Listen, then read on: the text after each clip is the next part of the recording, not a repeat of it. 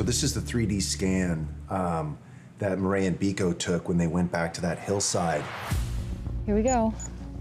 This is the most powerful scanner that we have ever used out in the field. Looking pretty good.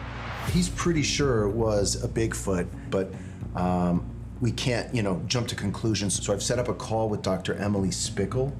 She's a forensic podiatrist who we've spoken to in the past.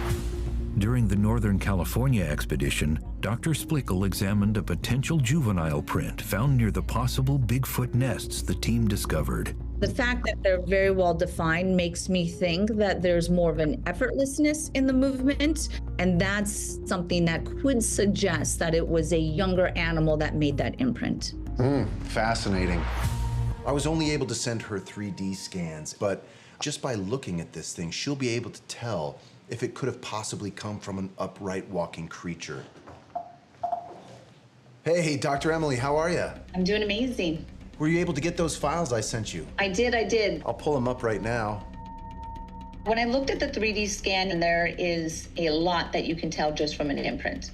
Man. You could still see the toe articulation, the shape on the inside and the outside of the imprint, which is essentially indicating that there are these arches. So that shape is called a plantigrade foot, which is very Homo sapien-like. That is incredible.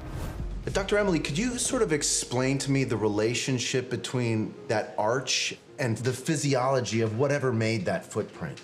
What the arches would indicate in a footprint is the way that the individual would be moving. Oh, wow. Along the inside of the foot, we have what's called a medial arch, or the inside arch, and then you have a similar one on the outside. And those arches allow the foot to create what's called a lever.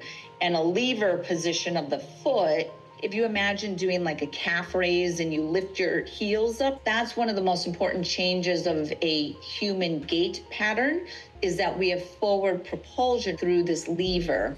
Is that something characteristic solely of humans? It is. So it's very characteristic of bipedal gait. And there's a lot of theory around the evolution of the human brain being large and advanced with the neocortex, correlating with a bipedal gait. Incredible.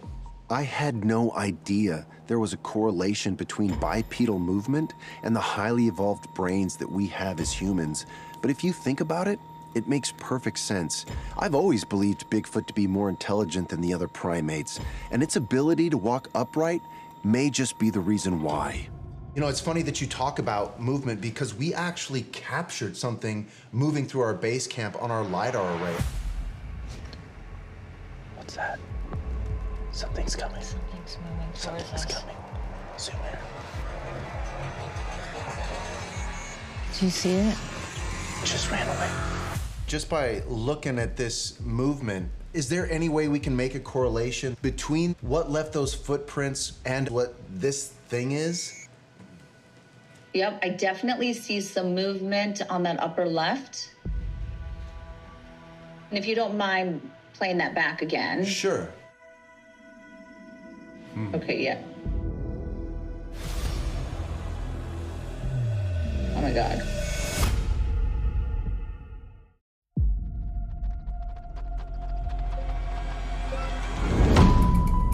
If you don't mind playing that back again. Sure. With the help of forensic podiatrist Dr. Emily Splichal, expedition leader Bryce Johnson is attempting to determine if the team's lidar cameras recorded a Bigfoot. Oh my God.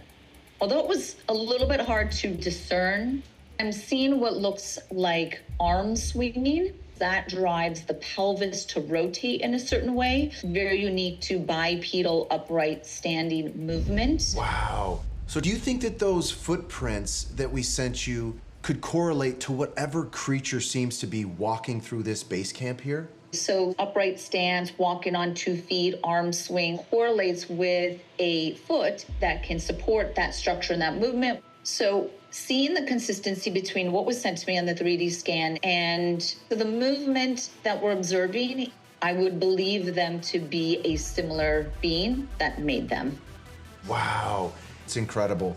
And thank you so much, Dr. Emily. Always a pleasure.